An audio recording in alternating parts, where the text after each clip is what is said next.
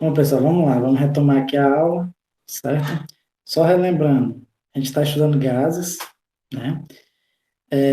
Existem quatro variáveis importantes quando a gente estuda gases, que é o quê? Pressão, temperatura, volume e número de mols, certo? E nós estudamos, mais especificamente, uma transformação de estado, né? O gás estava no estado, ou seja, com determinada pressão, temperatura e volume, e foi transformado para outro estado, ou seja, com outra pressão, temperatura e volume, certo? E aí, essas transformações aconteceram de formas específicas, como estudamos a transformação isovolumétrica, que era o volume permanecer constante, certo? A gente viu que a lei que a gente chamou de Charles, né? Depois vimos a isobárica, certo? Que a isobárica, a pressão fica constante, né? Que era a lei de Gay-Lussac, certo? Por último, vimos a isotérmica, né? Em que a temperatura era constante, certo? E nesse caso, era a lei de Boyle, certo? E aí, o que a gente viu, né? Que na transformação isovolumétrica, a pressão era proporcional à temperatura. Isso. Na isobárica, o volume era proporcional à temperatura. E na isotérmica, a pressão era inversamente proporcional ao volume ou vice-versa. O volume é inversamente proporcional à pressão, tá ok? Bom, basicamente foi isso que a gente fez na aula passada. A gente fez isso e resolvemos algumas questões. Na aula de hoje a gente vai ver uma transformação qualquer de um gás ideal, certo? Existe uma relação que transforma o gás de uma situação qualquer para outra situação qualquer, bem simples na realidade, né? E depois vamos ver a equação geral do estado de um gás, certo? Que é a equação que a gente chama de Clapeyron. Tudo bem? Vou só ajeitar aqui a lousa. Vou botar aqui.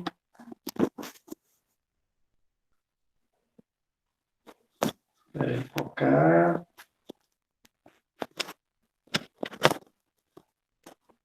Bom, tá aqui. Vamos lá,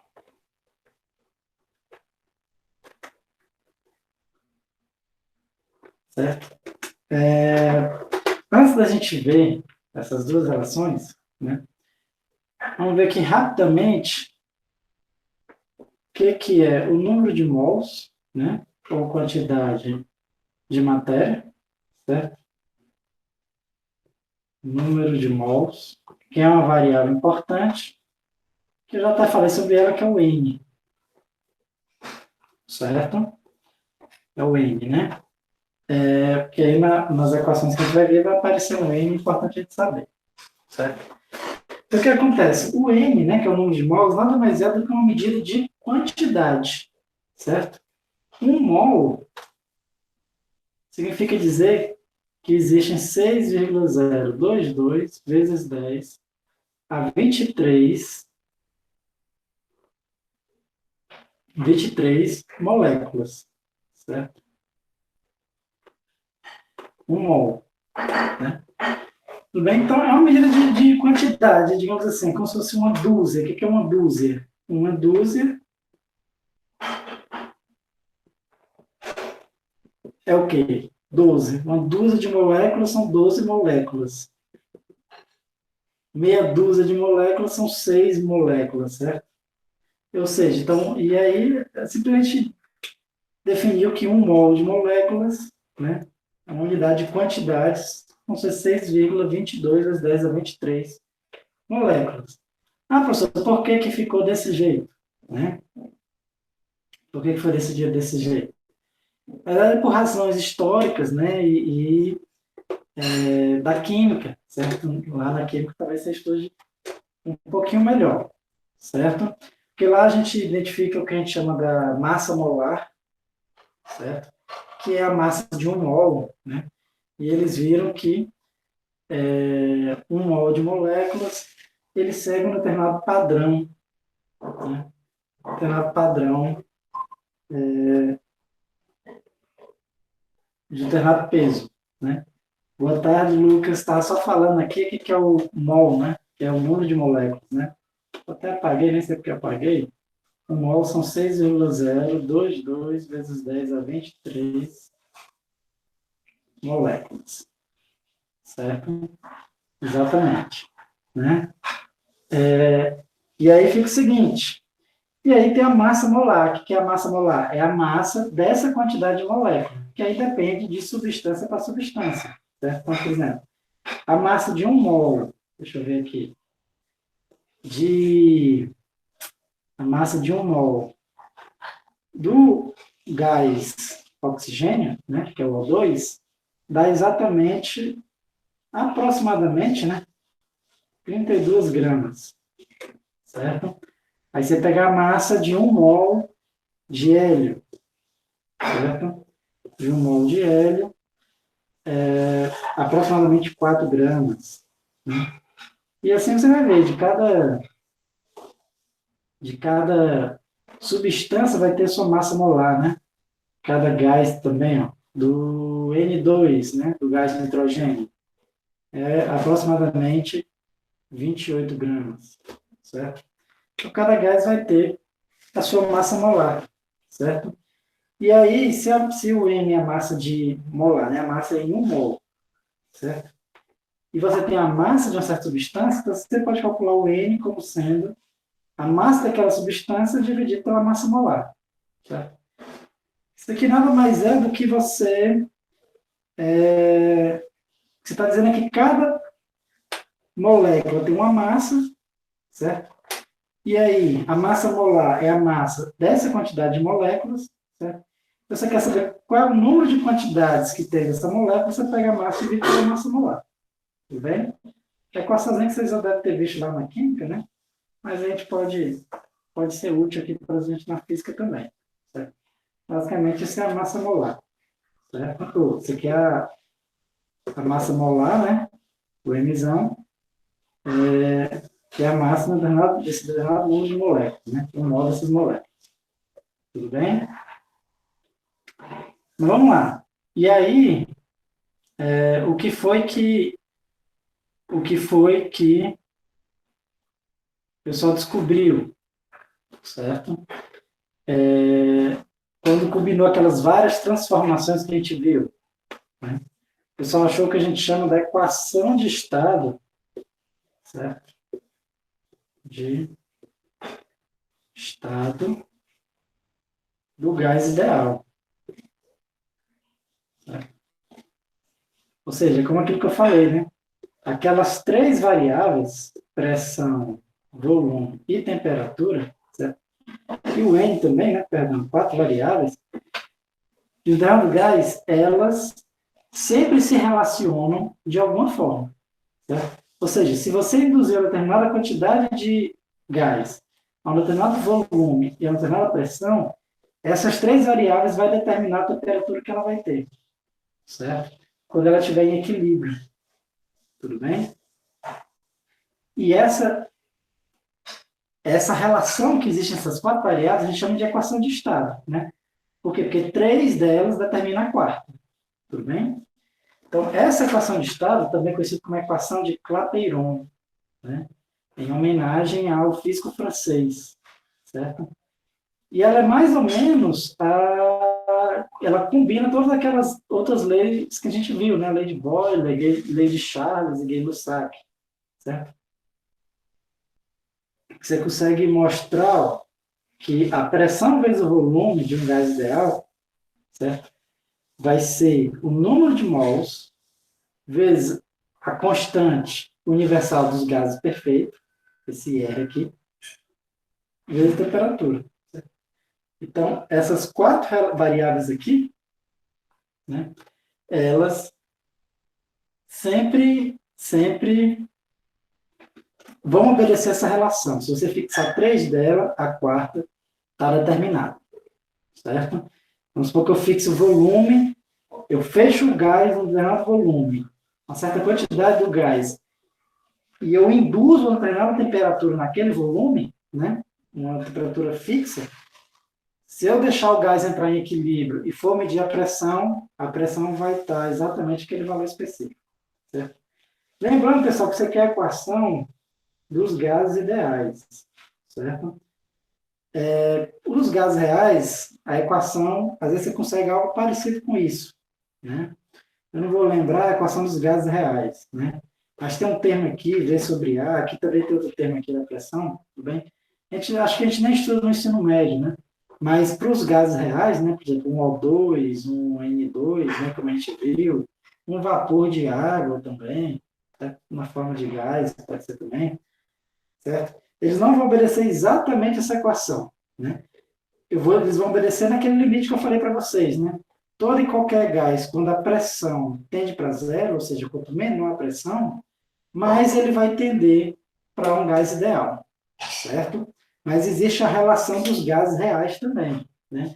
Ela é um pouco mais complicada, mas da mesma forma como eu falei na primeira aula, aqui a gente diz, aqui a gente estuda o gás ideal porque tem muita coisa do gás ideal que funciona para os gases reais. Então, é interessante a gente estudar, para a gente entender um pouco de como funciona a natureza, certo?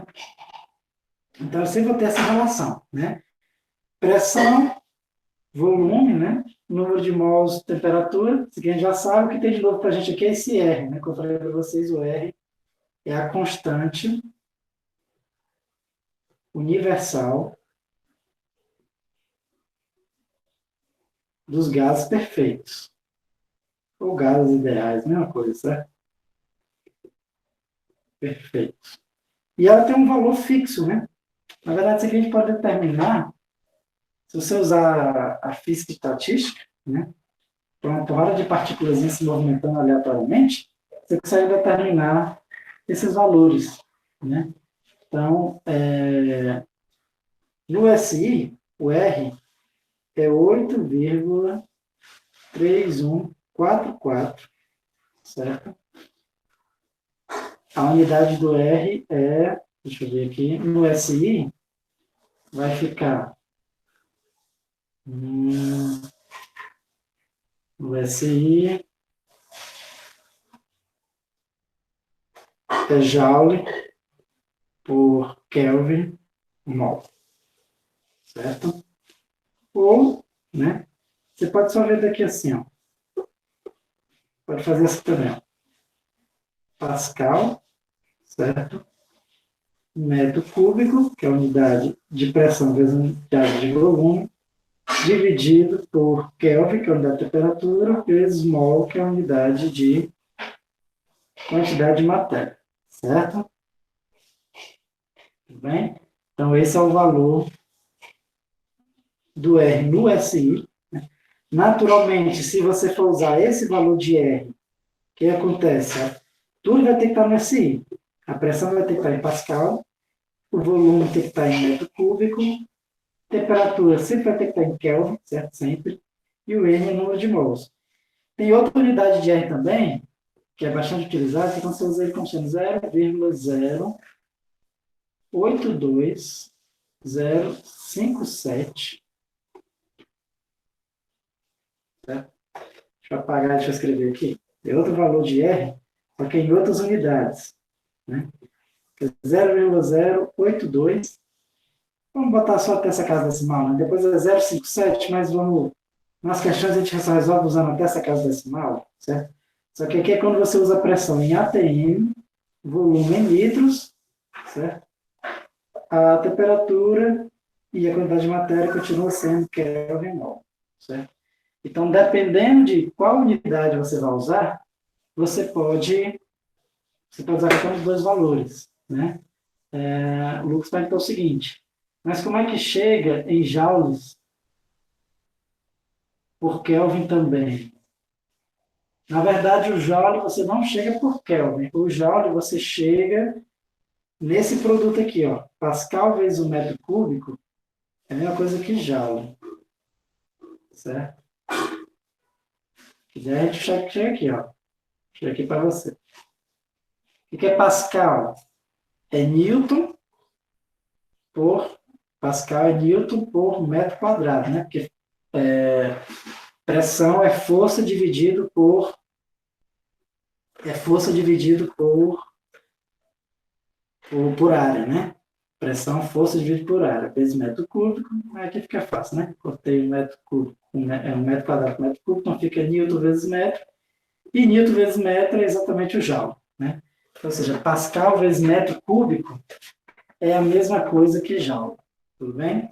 Mas eu gosto de deixar pascal e metro cúbico para dizer que a pressão você tem que usar em pascal e o volume você tem que usar em metro cúbico, certo? Porque está tudo no SI. Se você for usar o R como sendo 8,3144, você tem que usar pressão em pascal, volume em metro cúbico. Se você for usar o R como sendo 0,082, então você usa pressão em ATM e volume em litros. Aí você fala, professor, qual caso eu uso? Vai depender da questão, né? Se a questão, se você vê que é mais fácil usar essa de cima, usa de cima. Se vê que é mais fácil usar de baixo, usa de baixo. Tudo bem? É aqui ficar mais fácil, certo? Vamos lá, vamos até resolver aqui uma questãozinha, né? Deixa eu ver aqui. Deixa eu pegar uma questão aqui.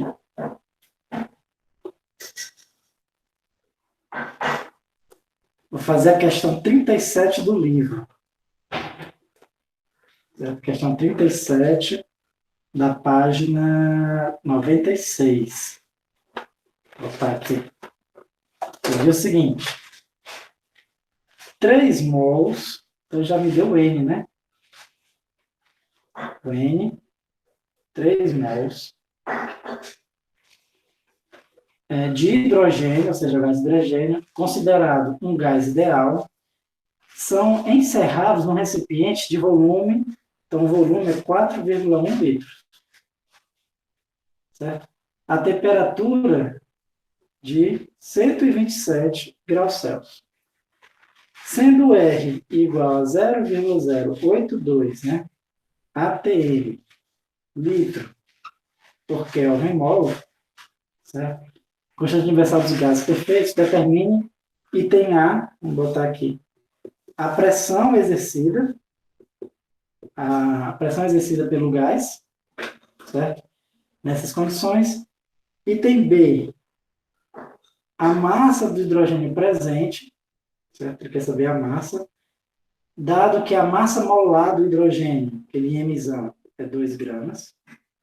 Item C, o número de moléculas de hidrogênio no recipiente. Número de moléculas. Pronto, aqui é bem simples, né? Só exercitar aqui todas as equações que a gente viu, certo? Basicamente a pressão, se ele pede a pressão e deu a temperatura, o volume, o número de mols, aqui não tem para onde correr não, você vai usar PV igual a nRT, certo? Leis gerais do gás ideal, né?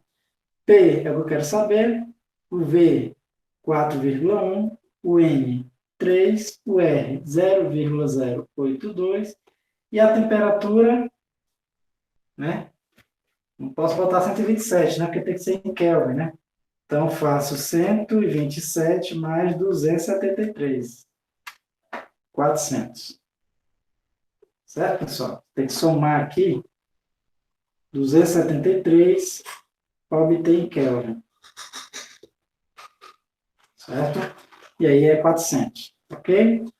Só passar a linha aqui para não confundir. Esse espaço é pequeno, né? Então, vamos lá. Então, meu P vai ser... Aqui é outra coisa, né? Ó, eu estou usando o R em ATM, L, Kelvin por mol. Então, minha pressão vai sair em ATM e o meu volume eu posso usar em litros, 4,1. Então, tá certo. Por isso que eu substituí 4,1. Certo? Aqui é só multiplicar, deixa eu ver quanto é que dá tudo isso. 400 vezes 3 vezes 0,082, que dá 98,4 dividido por 4,1. Então, a minha pressão, 24 atm. Então, se você colocar o gás hidrogênio, certo? Dentro do recipiente a essa temperatura, ele vai fazer a pressão de 24 atm. 24 atm é uma pressão gigantesca, né? Ou seja, ele colocou o gás hidrogênio, certo? Num volume de 4,1 litros, que não é um volume tão alto, certo? Ou seja, 4,1 litros, né? sei lá, uma caixa mais ou menos assim, ó, sei lá, um negócio de ferro assim. Se você esquentar isso a uma temperatura de 127 graus Celsius, vai ter uma pressão gigantesca, né? Capaz até de explodir o recipiente, se não for um recipiente bem reforçado, certo? E como eu falei, o gás hidrogênio, você pode usar essa equação, né? Como eu falei, o gás hidrogênio, ele é um gás real, né? A equação de estado dele é levemente diferente dessa, mas você pode usar aproximadamente como sendo essa, certo? Então, você pode prever a pressão que o gás hidrogênio faz através dessa equação, certo? Tudo bem? Vamos lá, vamos para o item B. O item B, só lembrar que o número de mols é a massa dividido pela massa molar, ou seja, a massa do corpo vai ser a massa molar vezes o número de mols. A massa molar, ele me falou que era 2 gramas, e o número de mols é 3. Então, já acho que a massa desse gás de hidrogênio são 6 gramas, né? Ou seja, esses 6 gramas de hidrogênio, certo?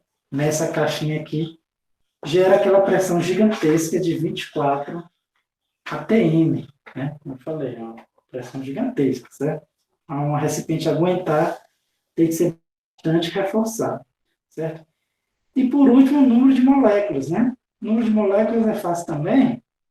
É só a gente lembrar que cada mol ele tem 6,022 vezes 10 a 23 moléculas, né? Então, se eu tenho 3 mols, vai ser X moléculas. Daí, meu pelos extremos pelo meio, né? Vai dar 3 vezes aquilo ali. 3 vezes aquilo ali vai dar 3 vezes 6,022. Dá 18,066 vezes 10 a 23, ou seja, 1,8066 vezes 10 a 24, colocando moléculas, né? Moléculas. Colocando a notação científica. Tá bem, pessoal? Alguma dúvida em relação a isso? Qualquer dúvida, pode perguntar no chat, Lucas. Vamos lá. Certo? Bom, foi aqui uma questão simples, né? Aplicação direta da formulazinha. Né? Como eu falei, o mais importante é aplicar a fórmula. É simples, só substituir os valores, né? Mas o mais importante é a gente entender o conceito, né? Que essas três variáveis estão relacionadas uma com a outra, né? E tudo mais, certo? Entender, por exemplo, né? Que, vamos pegar aqui, ó, PV igual a nRT, né? Então, ou seja, aquelas mesmas relações de proporção que tinha nas transformações, elas vão ser válidas aqui, ou seja, a pressão ela é proporcional à temperatura. Ou seja, quanto maior a temperatura, maior a pressão. Né? Você está carregando um cilindro com gás, quanto maior a temperatura, mais fácil de você explodir aquele cilindro. Né? É por isso que o pessoal pede para você não esquentar, né, cilindros, um cilindro de oxigênio para você respirar na mergulhador, né? Mergulhador, às vezes, tem aquele cilindro de oxigênio. Quanto maior a temperatura, maior a pressão ali dentro, pode rasgar o cilindro, né? Se a pressão aumentar muito, certo? Outro detalhe também é o volume, ele também é proporcional à temperatura. Quanto maior a temperatura, maior a tendência de ter um volume maior, certo? Ou seja, o gás ele tende a expandir. Quando você aumenta a temperatura, a tendência natural do gás é ele aumentar de tamanho, certo? Aumentar o volume, certo? E também posso dizer que a pressão e a temperatura e o volume são inversamente proporcional, né? Se você aumenta a pressão, a tendência é diminuir o volume, certo? Tudo bem?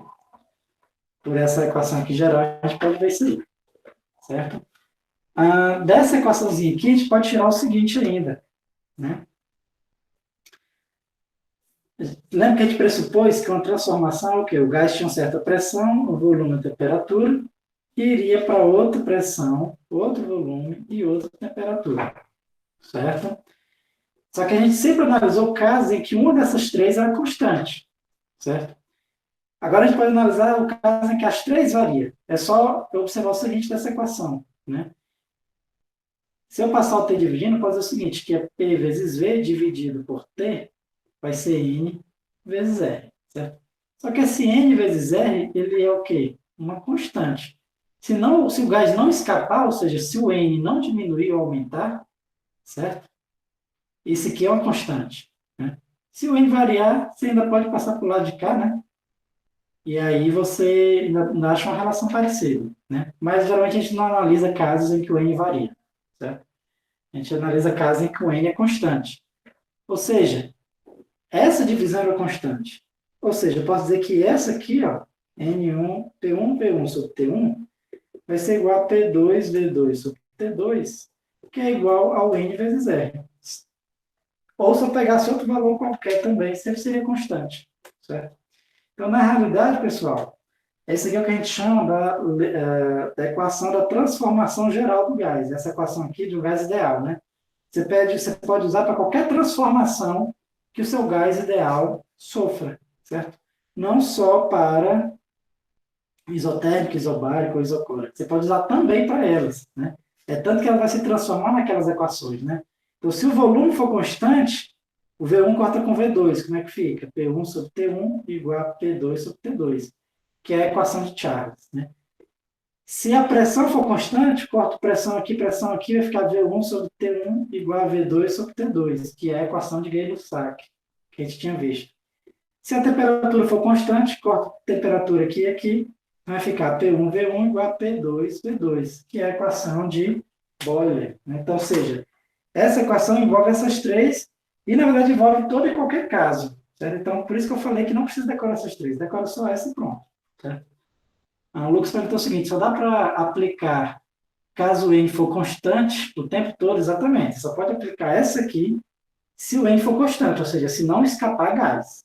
Se o gás escapar de alguma forma do seu recipiente, você não pode usar mais aplicar essa equação, né? Você pode aplicar uma parecida, você pode aplicar essa aqui, ó. Você inclui o N1 aqui e o N2, certo? Se houver mudança na quantidade de gás, você pode aplicar essa equação, certo? Você tem que incluir o N aqui na transformação. Mas, em geral, a gente não estuda transformações em que envolva mudança de N, né? Em geral, o N sempre é constante, certo? Então, o N sempre sendo constante, a equação você pode fazer desse jeito, certo? Transformação geral, né? Vamos lá. Vamos resolver aqui uma questãozinha que envolve a transformação geral de um gás.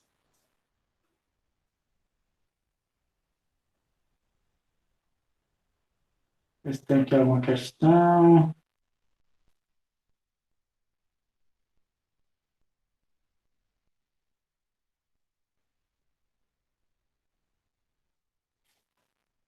Em que há uma transformação aqui geral.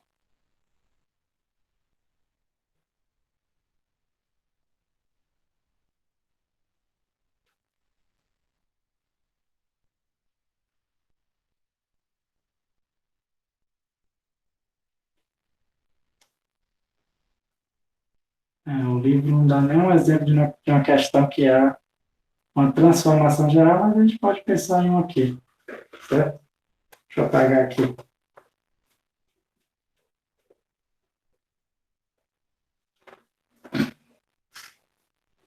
Vamos supor o seguinte. Vamos supor que você tem aqui um balão, certo? Você encheu um balão, uma bexiga. Encheu uma bexiga soprando, né? Você encheu uma bexiga soprando, geralmente aqui vai ter, na verdade, uma mistura, né, do gás carbônico, oxigênio e nitrogênio, certo? O gás atmosférico, né, em maior concentração do gás carbônico do que o oxigênio, né, já que você está soprando o seu pulmão, certo? Então, mas vamos supor que esse gás possa ser considerado como sendo um gás ideal, certo? Vamos supor que ele primeiro está aqui, ó. Você está aqui segurando seu balão, feliz com ele, certo? A uma temperatura ambiente, ou seja, vamos botar aqui de 27 graus Celsius, certo? A pressão atmosférica de 1 atm, certo? E vamos supor que tem um volume, né, mais ou menos, deixa eu ver quanto é que é o volume mais ou menos de uma bexiga, né? A bexiga, ela tem um raio ali, sei lá, uns 15, 10 centímetros, né? Vamos botar 10 centímetros de raio. O volume de uma esfera, mais ou menos, é 4 terços de π ao cubo. Vamos calcular aqui. Quanto é que vai dar isso aqui? O volume, mais ou menos. Vezes π vezes 0,1 ao cubo, dividido por 3, que daria aproximadamente 4,2 vezes 10 a menos 3 metro cúbico, certo? Vamos transformar para litros, certo? Só transformar para litros aqui rapidinho. Então, para transformar para litros, primeiro vamos transformar para decímetro cúbico. Para transformar para decímetro cúbico, poder a terceira, então fica 4,2 decímetro cúbico, e decímetro cúbico é exatamente 1 litro. Então, vamos botar aqui 4,2 litros, certo? Uma bexiga, quando você assopra, ela tem, geralmente, essas propriedades aqui, certo? Ela tem essas propriedades, né? Ela vai ter, vai estar uma pressão de 1 atmosfera, né? Certo? Porque é a pressão que a atmosfera aqui está fazendo exteriormente, certo? Vamos supor que seja uma bexiga pouco elástica, ou seja, vamos supor que o elástico aqui da bexiga não faça tanta força, certo? Está uma temperatura de 27 graus Celsius e um volume de 4,2. Agora vamos supor que você, na verdade, seja um mergulhador. Então você vai mergulhar na água. Vamos supor que você tem aqui, ó, mergulhador, está aqui seu vidro. E você vai entrar na água com essa bexiga, certo? Você vai entrar aqui na água. Quando você entra na água, você vai descer uma profundidade, certo? Você vai descer uma profundidade, está aqui na água. Deixa eu desenhar um pouquinho mais alto para não ficar fora aí. Aqui é a bexiga. Você vai descer uma profundidade tal que a pressão que vai ser exercida aqui nesse novo caso vai ser uma pressão de 5 atm, certo? Em outras palavras, você desceu aproximadamente uns 40 metros, né? Quem lembra aí de fluidodinâmica, quando você afunda 40 metros, cada 10 metros aumenta 1 atm. Então, você afundou 40 metros, certo? Não é nem qualquer mergulhador que consegue afundar tudo isso. Com essa bexiga, certo? Vamos supor que lá embaixo, quando ela entrou em equilíbrio térmico, lá embaixo é mais frio. Vamos supor que esteja uma temperatura de, só para facilitar aqui minha vida, 7 graus Celsius. Certo? Quero saber qual vai ser o novo volume dessa bexiga. Tudo bem? Quando está aqui fora e quando você afundou dentro d'água. Tudo bem? Então, como é que a gente faz? Aqui a gente chama tudo de 1, aqui a gente chama tudo de 2. Aí fica P1V1 sobre T1 é igual a P2V2 sobre T2. Certo? Aí agora o que eu quero saber? O volume V2. Para eu descobrir o volume V2, eu tenho que saber todo o resto. Ele me deu, né? Tudo inicialmente ele me deu, certo? E ele me deu a temperatura final, a pressão final, então me deu o volume final que eu quero descobrir. Então agora é só substituir, certo? Então vamos lá, pressão final, inicial é 1. É doido, né? Mas se você fizer experimento na prática, se algum dia você virar um mergulhador, você vai ver que é isso que vai acontecer, certo? Vamos lá, pressão é 1 atm, certo? A bexiga explodir, por incrível que pareça, não, porque na verdade, quando você pega a bexiga e você desce com ela, certo? A pressão vai pressionar a bexiga. Então, ao contrário dela explodir, vai acontecer o contrário. Ela vai ficar mais difícil de explodir, porque o gás vai diminuir a quantidade dela. Entendeu? O gás vai diminuir a quantidade, o volume que ele ocupa nessa bexiga. Então, ela não vai explodir porque... Geralmente ela explode por quê? Porque o gás fica na pressão muito alta e ele explode. Mas já que vai ter mais coisa pressionando essa bexiga vai diminuir e a tendência é ela ficar menor, como a gente vai ver, né? A tendência é ela ficar menor, certo? Eu vou até ver aqui quanto menor ela fica, ó. Então vamos lá. Pressão P1, volume 4,2, temperatura T1 é 27 mais 273, né? Que dá o quê mesmo? 0,300 exatamente, né? Por isso que eu usei esse número aí. Vamos lá, 300, certo? Aqui vai ficar pressão P2 a 40 metros abaixo, é de 5 atm, mais ou menos. O volume que eu quero descobrir e a temperatura, uns 7 graus Celsius, em Kelvin vai ser mais 273 a 280, né? Substituo tudo aqui, ó. Então, meu V2 vai ser 280 vezes 4,2 dividido por 5 vezes 300. Então, o volume V2 da bexiga, o volume final da bexiga, vamos dizer, 280 vezes 4,2 dividido por 5 vezes 300. Isso aqui vai dar 0,784 litros. Olha o quanto essa bexiga diminuiu. Enquanto que antes ela tinha 4,2 litros, de acordo que você vai afundando, ela vai ficando menor, vai ficando menor, ficando menor. Quando você baixou os 40 metros, que está uma temperatura de 7 graus Celsius, né? A pressão de 5 atm, ela só vai ter 700, quase 800 ml, certo? Quase 800 ml, tudo bem? Então, ela realmente, ela diminui, né? Então, por isso que eu te falei que não tem perigo dela explodir. Tem perigo dela, não tem tanto perigo dela explodir, certo? Não é nenhum, né? Porque o volume está diminuindo. Agora, o contrário, teria perigo dela explodir. Eu vou fazer o contrário. O contrário é até uma coisa muito importante para os mergulhadores. Vamos supor o seguinte, que lá embaixo você encheu a bexiga. Você está aqui com o seu respirador, né? Respirador da sua boca, ó.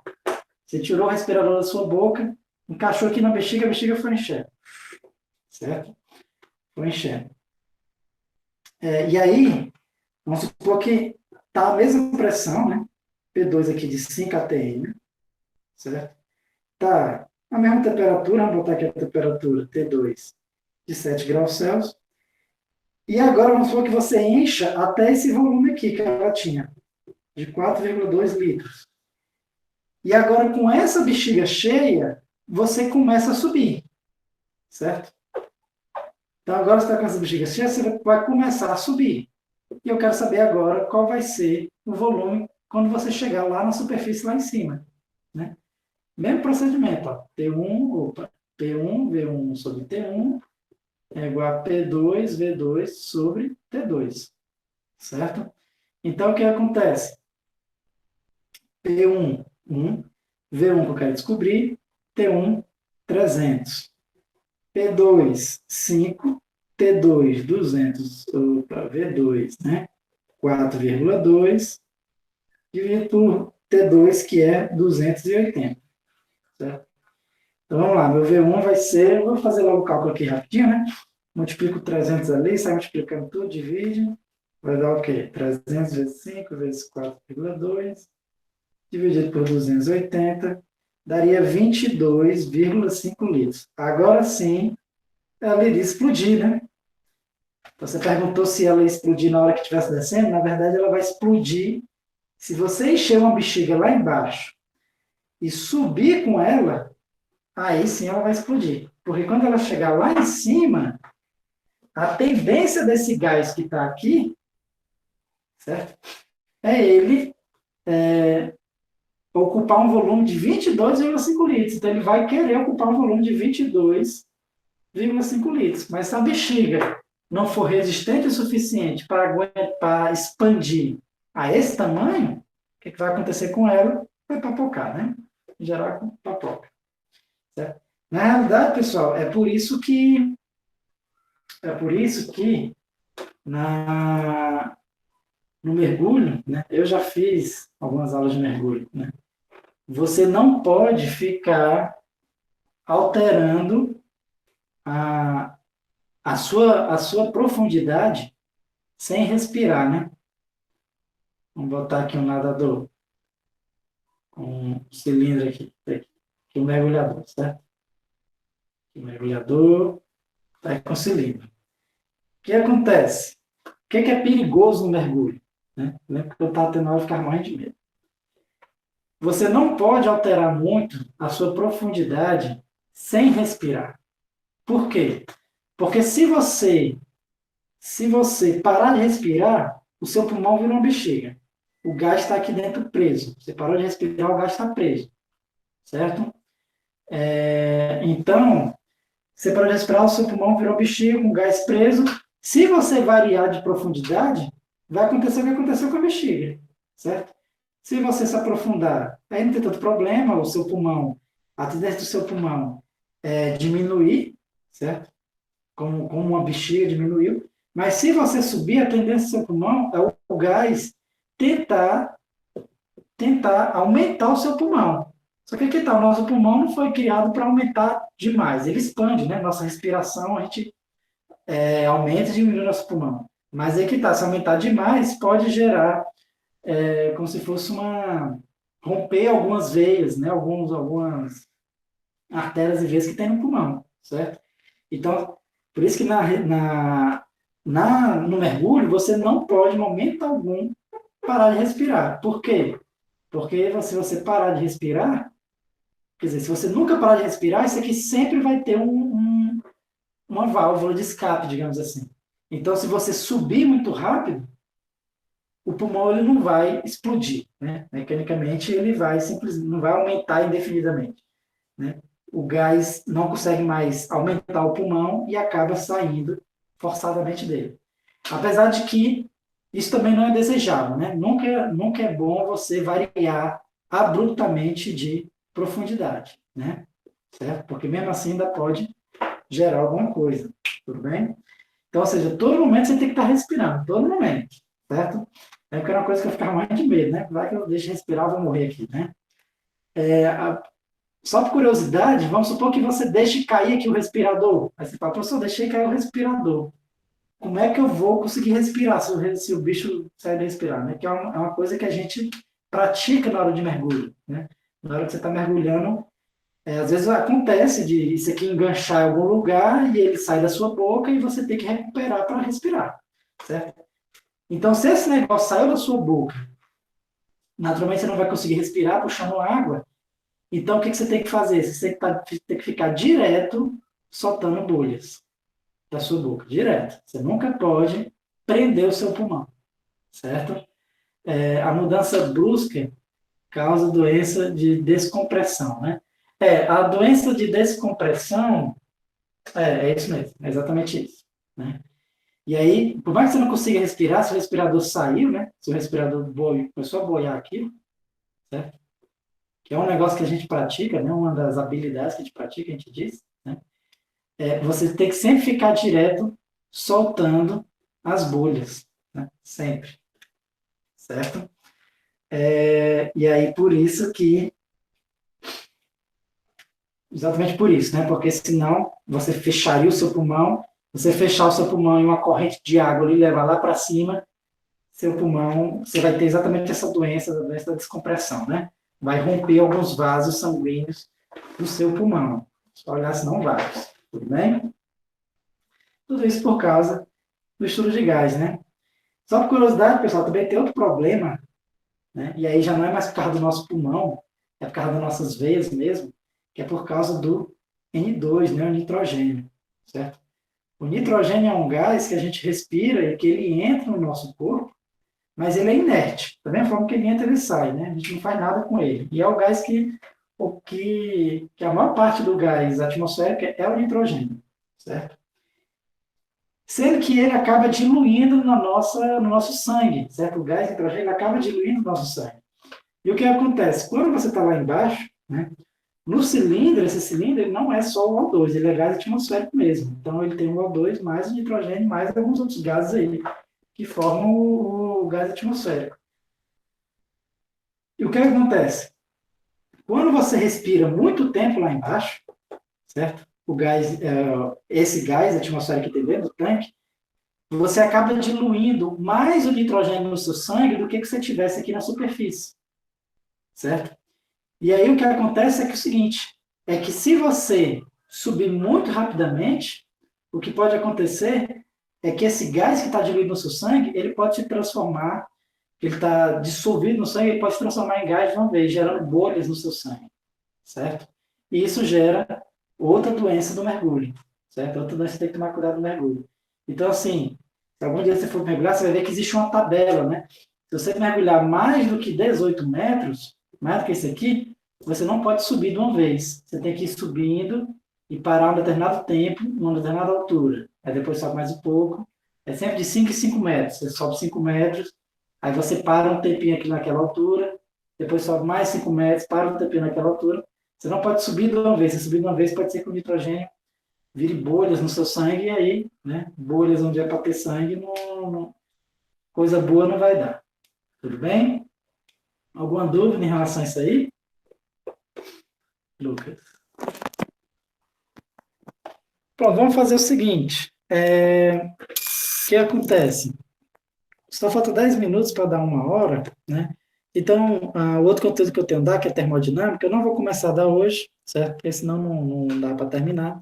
Então, nós vamos dar na próxima sexta, certo? A primeira aula a gente começa, a segunda aula a gente termina, e aí a gente finaliza a parte de temperatura, certo? E aí eu já devo estar passando a lista, próxima semana, dessa parte de temperatura, tá ok? Hoje eu vou colocar todos os vídeos que eu estou devendo, já está tudo lá no YouTube, certo? Falta só botar o link no Google Classroom, vou botar hoje. Tudo bem?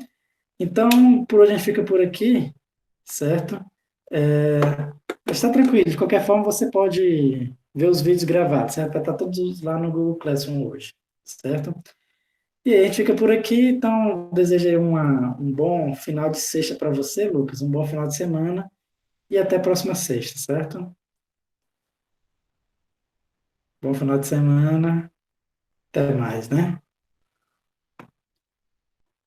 Até. Imagina.